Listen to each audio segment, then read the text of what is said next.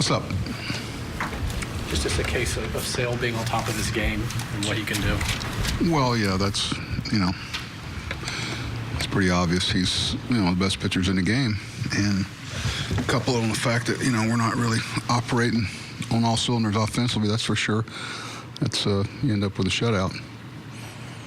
No, he's, if it wasn't for the other team and beating you, it's always something to watch as far as being able to operate at that level. Now he's got the changeup that he's real confident in too. Didn't miss location much and go up, go down, breaking balls. You got to cheat so much with the fastball and his angle. That's what a lot of people miss about pitchers. Some guys are 6'5", 6'6", and don't take advantage of their angle. Some guys are shorter and do, but he's got a great angle. It's a release that you don't see. It's tough to simulate and prepare for. Kind of a broken record, but just command issues again for Wade. Yeah, I don't know. It's not like for instance, some of the you watch him pitch and you don't see some of the command that Tanner had a challenge with. He's at this level with power being such a challenge for pitchers. You're always trying to pitch. It seems sometimes you get defensive, but we what 5 or 6 guys tonight. That certainly doesn't help anything. But started off well. Just like the second time through the order, he really wasn't able to get the ball where he was getting it earlier. Do you think? I was going to ask you just that. I've seen a couple of guys in the same situation. Do you think it's about the second time in the order, or do you think it's about him having a little misfortune and things just spiraling out of control? Because he had an error, and then he got away with a line drive, and then he came back, and it's just when sometimes you take advantage of a line drive at somebody for a double play, and you take advantage, and then on the flip side of that, when someone would make an error behind you, you're able to make it not.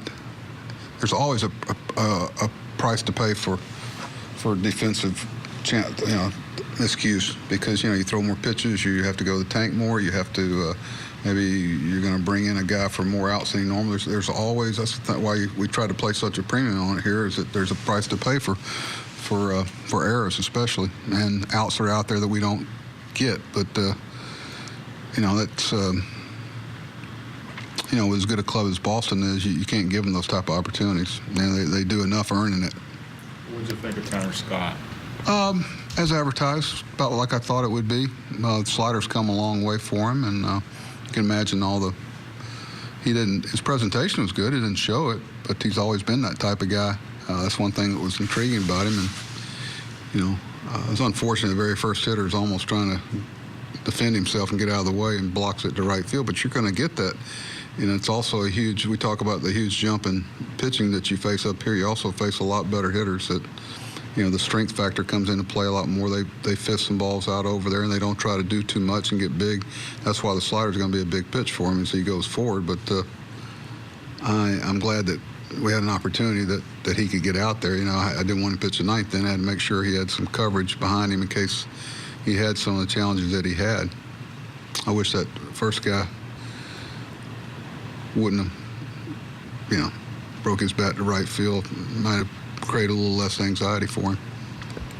Okay, you hear anything about Brendan's MRI? Yeah, I think what we're going to end up doing, I think he's going to get an injection tomorrow and see where we are in 3 to 5 days. Not cortisone. It's the you guys know as much as I do. It's the platelets or the blood. Yeah, I think so. Will you double check that? Make sure we're not giving the wrong information. I think the plan now is to do that and then see where we are in 3 to 5 days on a lot of different fronts. So he's not. So it's still a chance that he would pitch. 3 to 5 days, we'll see where we are on a lot of different fronts and see how he is physically and where we are as a team. Buck, I think you have 9 games left. Do you anticipate that all of your starters will at least make one more start the rest of the way? I don't. We're taking it day to day.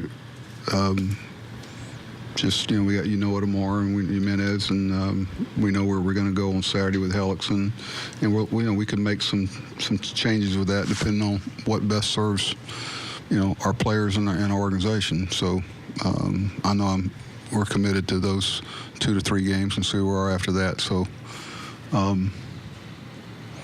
past that, I really wouldn't commit to it. We'll adjust it as we go.